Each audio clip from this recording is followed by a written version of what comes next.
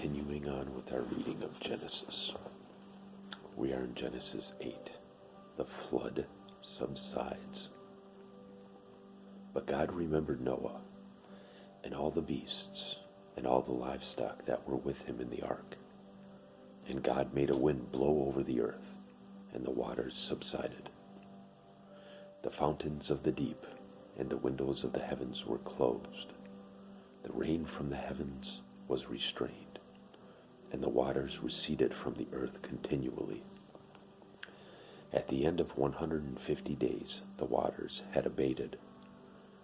And in the 7th month, on the 17th day of the month, the ark came to rest on the mountains of Ararat. And the waters continued to abate until the 10th month. In the 10th month, on the 1st day of the month, the tops of the mountains were seen.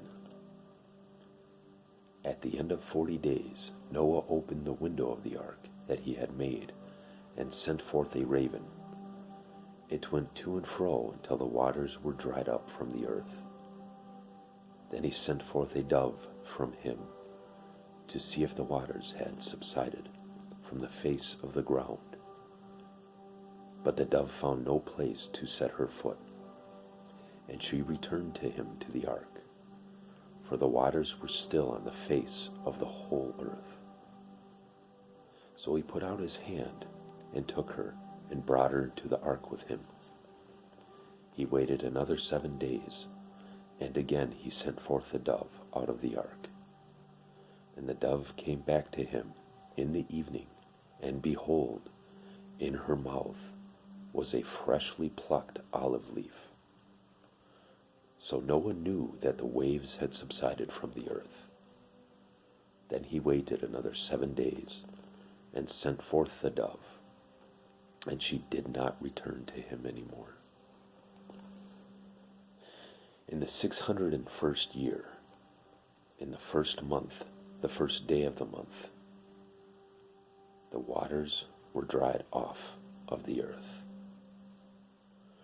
And Noah removed the covering of the ark and looked, and behold, the face of the ground was dry. In the 2nd month, on the 27th day of the month, the earth had dried out. Then God said to Noah, "Go out from the ark, you and your wife, and your sons and your sons' wives with you. Bring out with you every living thing that is with you of all flesh, birds and animals and every creeping thing that creeps on the earth, that they may swarm on the earth, and be fruitful and multiply on the earth." So Noah went out, and his sons and his wife, and his sons' wives with him. Every beast, every creeping thing, and every bird, everything that moves on the earth, went out by families from the ark. God's covenant with Noah. Then Noah built an altar to the Lord, and took some of every clean animal and some of every clean bird, and offered burnt offerings on the altar.